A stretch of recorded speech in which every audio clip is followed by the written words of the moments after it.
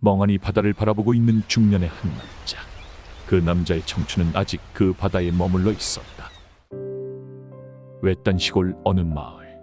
할머니와 단둘이 살던 남자.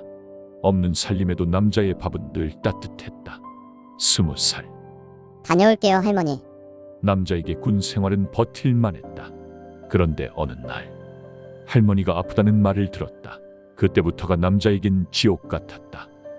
제대하자마자 집으로 달려온 남자. 할머니, 하지만 할머니는 집에 없었다. 집엔 밀린 고지서와 싸늘한 공기만 있었을 뿐이다. 아이고, 제대했네. 할머니 지금 병원에 입원해 계셔. 남자는 막막했다. 이제 막 제대한 21살 남자에게는 할머니의 병원비와 함께 살 돈이 필요했다. 누군가 말했다. 꽃게잡이 배 타면 목 돋는데. 그렇게 남자는 바다로 나갔다.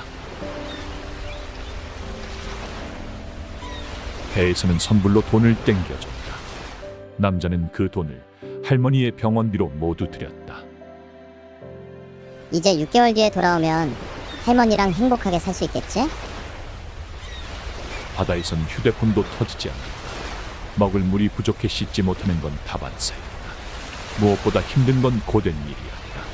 바닷일에 인이 박힌 사람들도 나가 떨어지는 일. 이제 갓 제대한 21살 청년은 그보다 더 힘든 일도 참고 견뎠다.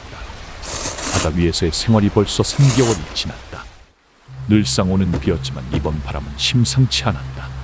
선장님도 뭔가 긴장한 듯 보였다. 사람들이 수군대는 소리가 들렸다. 내려야 되는 거 아니야? 이러다 다 죽게 생겼는데. 그만해야 되는 거 아니야?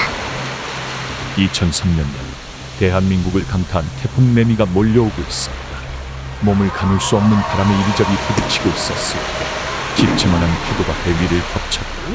어떻게든 살아서 돌아가야 하는 상황. 선원들은 잡을 것을 찾느라 대한민국 순간.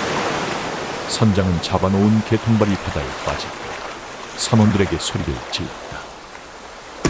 야, 개새끼야. 개통발 먼저 잡으라고. 개통발 못 잡으면 다 뒤질 줄 알아, 개새끼들. 제대로 서 있기도 힘든 상황이었어. 선장의 불호령에 개통발을 잡으려는 선원.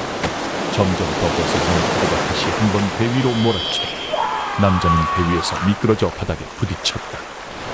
참을 수 없는 고통을 호소하는 남자. 그러나 이곳에서 남자가 할 수 있는 것은 아무것도 없었다. 며칠이나 지났을까. 어느덧 태풍은 조금씩 잠잠해지고 남자는 고통을 참으며 또다시 고된 일을 시작했다. 어이, 막내, 괜찮아. 많이 안 좋아 보이는데. 더 이상 참을 수 없을 지경에 온 남자. 제발 내려주세요.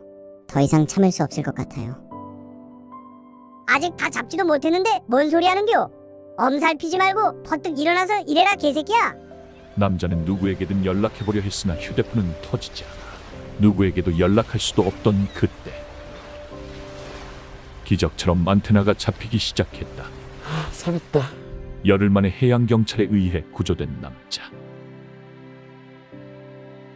갈비뼈가 2대나 부러져서 어떻게 참고 계셨던 거예요? 절대 무리하시면 안 돼요. 그냥 누워 계셔야 해요. 할머니. 남자는 아픈 몸을 이끌고 할머니에게로 달려갔다. 그러나 할머니는 아이고, 너 왜 이렇게 연락이 안 돼? 그 꼴은 뭐고? 할머니 가는 건 봤어야지. 가실 때까지 그렇게 찾으셨는데.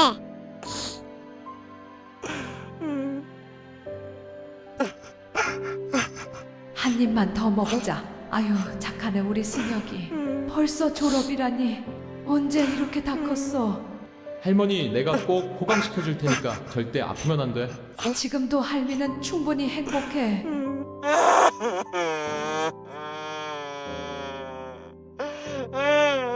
그 남자는 지금도 그때 그 바다를 떠올린다.